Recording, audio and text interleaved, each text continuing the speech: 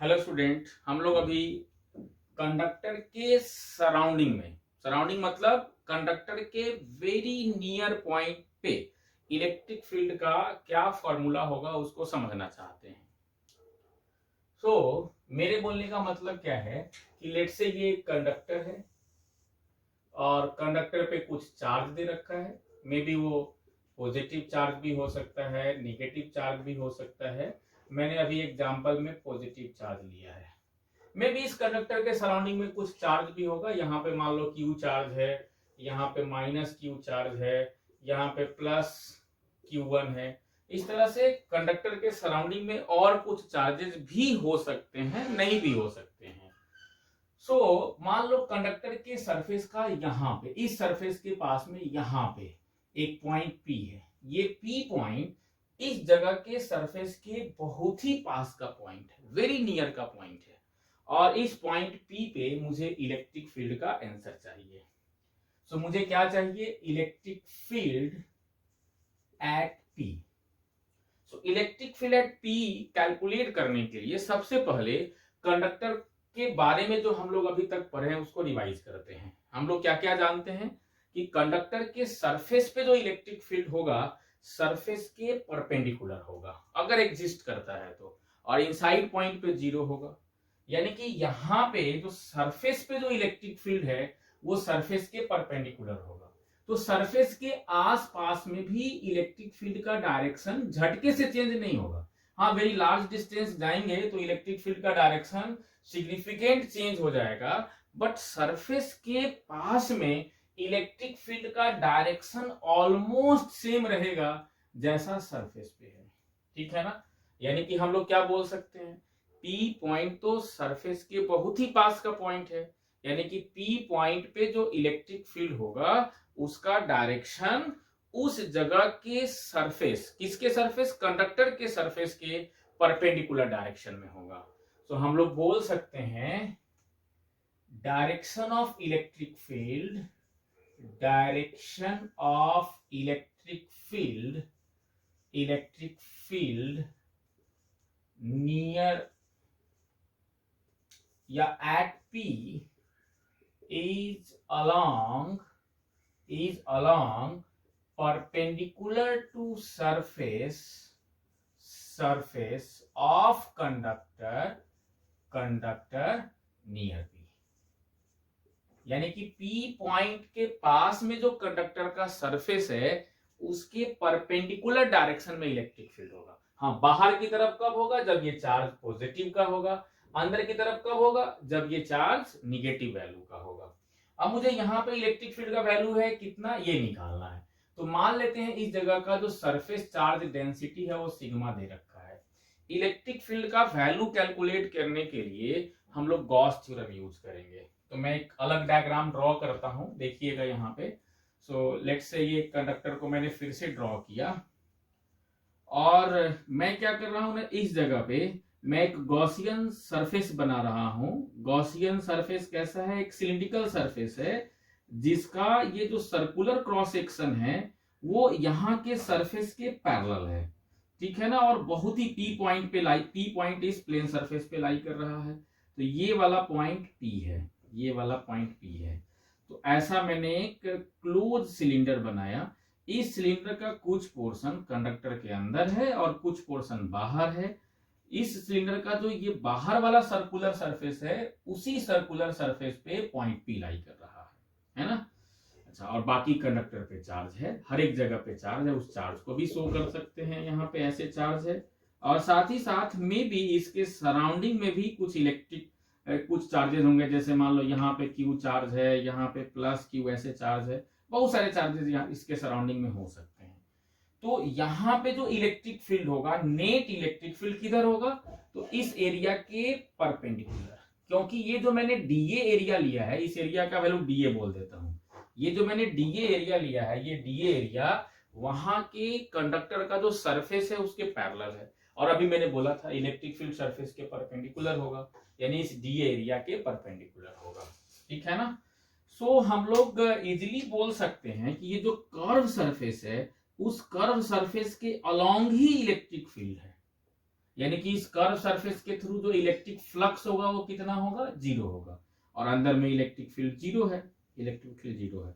यानी कि अगर मैं इस सिलिंड्रिकल सरफेस को 3 पार्ट में डिवाइड करूं, बाहर वाला जो सर्कुलर सेक्शन है उसको सरफेस 1 बोल देता हूं, ये जो कर्व सरफेस है इसको 2 बोल देता हूं, और ये जो सरफेस है अंदर का प्लेन सर्कुलर सरफेस उसको 3 बोल देता हूं। तो अगर मैं आपसे पूछूं कि इलेक्ट्रिक फ्लक्स, अगर मैं आपसे बोलूं कि इलेक्ट्रिक फ्लक्स ठीक है ना, थ्रू 1 कितना होगा, तो आप बोलोगे कि इसका आंसर E इंटू डी है। क्यों? क्योंकि डीए का डायरेक्शन और E का डायरेक्शन सेम है। उसी तरीके से अगर मैं आपसे बोलूं कि इलेक्ट्रिक फ्लक्स थ्रू 2 बताओ, तो ये 0 हो जाएगा। क्यों? क्योंकि कर्व सरफेस के पैरेलल इलेक्ट्रिक फील्ड है, यानी कि एरिया वेक्टर के परपेंडिकुलर हो गया।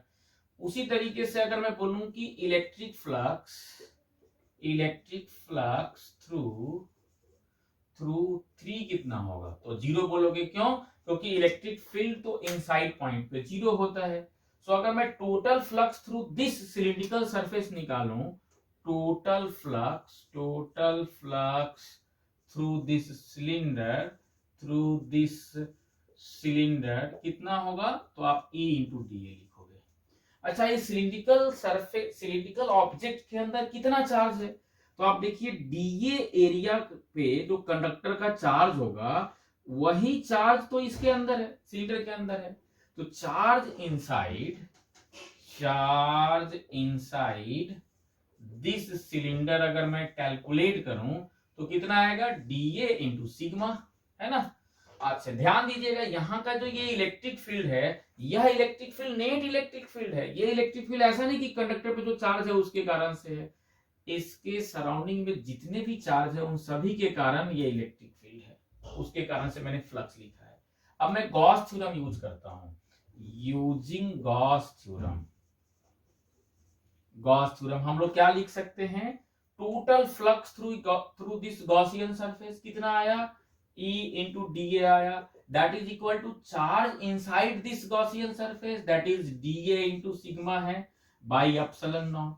तो इसको अगर मैं सोल्व करूंगा तो इलेक्ट्रिक फील्ड का वैल्यू कितना आ गया, सिग्मा बाई एप्सिलॉन नॉट। तो इसको ध्यान रखिएगा, मैं फिर से समराइज कर देता हूं इस रिजल्ट को। कोई भी कंडक्टर दे रखा है, कंडक्टर के सरफेस के वेरी नियर पॉइंट पे, सरफेस के एकदम पास में जो इलेक्ट्रिक फील्ड होगा किधर होगा, वहां के सरफेस के परपेंडिकुलर होगा। और कितना होगा, तो उस जगह पे, जिस जगह पे मुझे इलेक्ट्रिक फील्ड निकालना है उस जगह पे जो उसके नियर पॉइंट है सरफेस का, उस सरफेस पे कितना सिग्मा है, कैसा सिग्मा है कंडक्टर पे, मतलब पी पॉइंट के पास में इस जगह पे सिग्मा कितना है कंडक्टर का। दूसरे जगह पे तो अलग अलग होगा, हम लोग पढ़ चुके हैं, इस जगह पे सिग्मा अलग, इस जगह पे सिग्मा अलग, इस जगह पे सिग्मा अलग। जहां पे मुझे निकालना है, पी पॉइंट पे निकालना है, तो पी पॉइंट के पास में जो कंडक्टर का सरफेस है वो ये वाला पॉइंट है, यहाँ के आजू बाजू का पॉइंट है, उस जगह पे सिग्मा कितना है, that sigma by epsilon not electric field होगा। और ये electric field net electric field है, ऐसा नहीं कि कंडक्टर पे जो चार्ज है सिर्फ उसी के कारण है, नहीं, कंडक्टर के चार्ज के साथ साथ इस सराउंडिंग में जितने भी चार्ज है उन सारे चार्ज के कारण नेट इलेक्ट्रिक फील्ड यहाँ पे सिग्मा बाई एप्सिलॉन नॉट आया, ठीक है ना। तो चलिए, ये तो जस्ट एक बेसिक कंसेप्ट है, फॉर्मूला है, इसका यूज करके मैं एक दो एग्जांपल कराता हूं आपको, जिससे इसका और अंडरस्टैंडिंग अच्छा हो जाएगा, आप एप्लीकेशन कर लोगे तो, है ना। और इसके बाद में एक दो एग्जांपल करने के बाद में हम लोग कंडक्टर के करस्पॉन्डिंग जो इलेक्ट्रिक प्रेशर का कंसेप्ट होता है उसको समझेंगे। देखो, इस एग्जांपल में क्या है ना, एक कंडक्टर दे रखा है और एक पी पॉइंट मैंने लिया है, और इस पी पॉइंट के पास में जो कंडक्टर है उस पे सरफेस चार्ज डेंसिटी सिग्मा दे रखा है। एक मैंने पॉइंट ए लिया है जहां पे क्यू चार्ज है। मुझे क्या करना है कि इस फिगर के लिए पी पॉइंट पे कंडक्टर पे जो चार्ज है ना उसके कारण से इलेक्ट्रिक फील्ड कितना होगा ये निकालना है। So for the given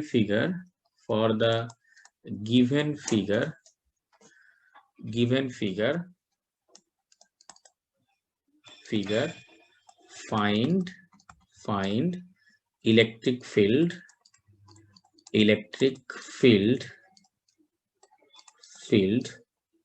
at P due to charges on conductor, ये हमारा क्वेश्चन है, ठीक है ना। पी पॉइंट पे इलेक्ट्रिक फील्ड, नेट नहीं चाहिए मुझे, नेट इलेक्ट्रिक फील्ड निकालने आता है, हम लोग समझ चुके हैं, है ना। मुझे क्या चाहिए, पी पॉइंट पे इस कंडक्टर पे जो चार्ज है उस पूरे चार्ज के कारण कितना इलेक्ट्रिक फील्ड होगा, ये हमको पता करना है।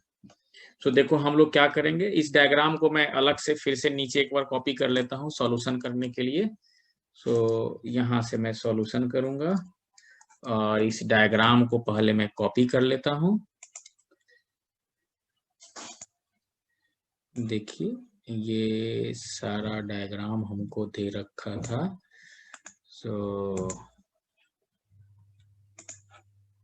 सो दैट सॉल्यूशन करने में आसानी होगा थोड़ा सा।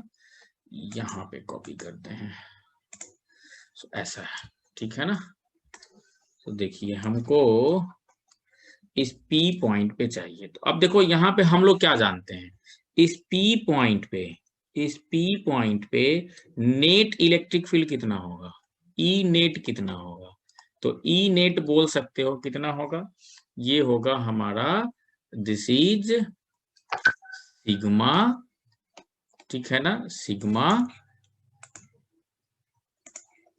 सिग्मा बाई एप्सिलॉन नॉट, ये हम लोग जानते हैं। और इसका डायरेक्शन किधर होगा, तो नॉर्मल, यहाँ पे जो सरफेस का नॉर्मल है उसके अलावा, तो यहाँ पे मैं एन कैप लिख देता हूं। और एन कैप का मतलब क्या है, N cap is a unit vector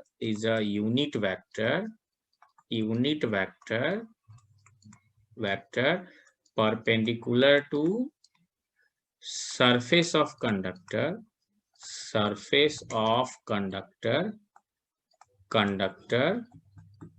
near P. n cap is a unit vector perpendicular to the surface of conductor near P. ये बात तो समझ में आ गया। सो ई नेट पता है P पॉइंट पे कितना है।